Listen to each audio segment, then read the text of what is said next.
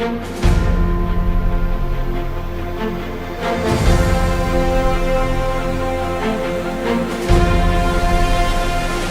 Updates.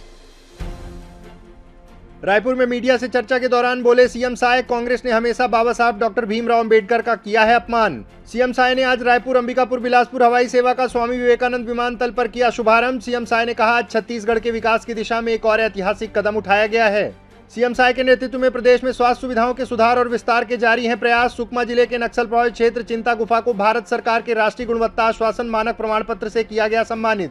कल शाम राजधानी रायपुर के इंडोर स्टेडियम में आयोजित कवि सम्मेलन में शामिल हुए सीएम साय। मुख्यमंत्री श्री साय से आज पद्मश्री अनुराधा पौडवाल ने की सौजन्य भेंट। लोक कला, गीत संगीत और संस्कृति को लेकर हुई चर्चा। खबरें विस्तार से। मुख्यमंत्री श्री विष्णुदेव साय ने आज राजधानी रायपुर में मीडिया से चर्चा के दौरान कहा कि बाबा साहेब डॉक्टर भीमराव अंबेडकर जी का कांग्रेस ने हमेशा अपमान किया है। यहाँ तक कि उनकी सरकार ने संसद भवन में संविधान निर्माता की तस्वीर लगाना भी आवश्यक नहीं समझा था। इतिहास उठा के देखना चाहिए कि अंबेडकर जी का वास्तव में अपना अपमान किसने किया है। हमारी सरकार ने तो लगातार उनका सम्मान करने का प्रयास किया है। बाबा साहब भीमराव अंबेडकर जो संविधान के निर्माता भी थे, लेकिन दुर्भाग्य की इस देश का जो पार्लियामेंट है वहाँ उनका चित्र तक कांग्रेस की सरकार ने लगाना आवश्यक नहीं समझी थी। वो सम्मान भी देने का काम हमारी सरकार ने किया। और बाबा साहब भीमराव अंबेडकर जहाँ जन्म लिए, जहाँ शिक्षा लिए, जहाँ दीक्षा लिए, जहाँ उनका निर्माण हुआ, ऐसे 5 जगहों को पंच तीर्थ का नाम देकर वहाँ विकास करने का काम हमारी भारतीय जनता पार्टी की सरकार ने की है। मुख्यमंत्री श्री विष्णुदेव साय ने आज रायपुर अंबिकापुर बिलासपुर हवाई सेवा का स्वामी विवेकानंद विमानतल पर शुभारंभ किया।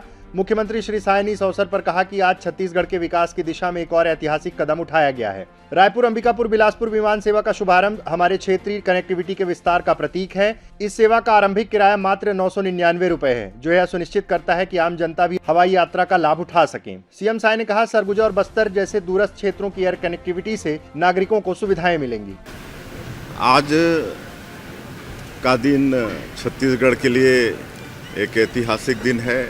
आज रायपुर से अंबिकापुर हवाई यात्रा प्रारंभ हुई है और जिस तरह से डबल इंजन की सरकार के कारण और हमारे देश के यशस्वी प्रधानमंत्री श्री नरेंद्र मोदी जी के आशीर्वाद से लगातार छत्तीसगढ़ में हर क्षेत्र में विकास हो रहा है। मुख्यमंत्री श्री साय ने कहा कि अंबिकापुर को वाराणसी, प्रयागराज, लखनऊ, दिल्ली और कोलकाता से जोड़ने की योजना पर भी काम जारी है।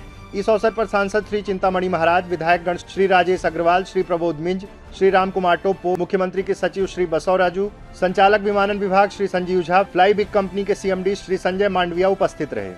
मुख्यमंत्री श्री विष्णुदेव साय के नेतृत्व में प्रदेश में स्वास्थ्य सुविधाओं के सुधार और विस्तार के लिए बड़े कदम उठाए जा रहे हैं।